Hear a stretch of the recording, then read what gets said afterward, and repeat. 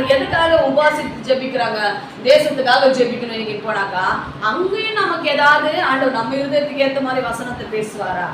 அப்படிதான் என்ன பண்றாங்க இன்னைக்கு ஓடுறாங்க. எங்கேயாவது ஒரு சுவிசேஷ கூட்டம். எதற்காக சுவிசேஷ கூட்டம்? ஜனங்கள் ரட்சிக்கப்படணும், ஜனங்களுக்கு இயேசு கிறிஸ்து என்ன பண்ணணும் சொல்லணும். அதுக்காக தான் சுவிசேஷ கூட்டங்கள். ஆனா அந்த சுவிசேஷ கூட்டம் கூட இப்படின்னா எதுவா மாறிடுச்சு? ஆசீர்வாதமான கூட்டமாய் மாறிடுச்சு.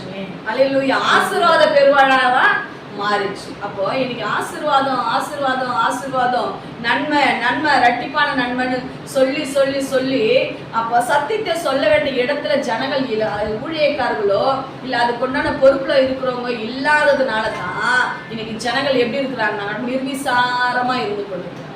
அல்லேலூயா அல்லேலூயா. ஆண்டவர் சமூகத்துல ஜெபிக்கணும். வெள்ளிக்கிழமை பாஸ்டிங் பிரேயர்னா சபைகள் என்ன பண்ணணும்? கலந்து கொள்ளணும். அப்படி என்ன பண்றது இல்லை, யாரா கட்டாயமா சொல்றது இல்லை. நீ என்ன தனிப்பட்ட முறையில் என்ன பண்ணணும் சொல்லணும். நீ இந்த காலத்துல மௌனமா இருந்தனா, இந்த ஜபத்துல நீ கலந்து கொள்ளனா, நீ உனக்கு கொடுக்கப்பட்ட ரட்சிப்பு வேஸ்ட். அதான் சொல்றாரு, ராஜாத்தை பத்தி பார்த்து சொல்றாரு. அல்லேலூயா. ஒரு 127 நாடுகளுக்கு ராணியா இருக்கிறவங்களுக்கு பார்த்து சொல்றாரு, உனக்கு ராஜமேன்மை எதற்கு கொடுத்திருக்கிறார் தெரியுமா ஆண்டவரு?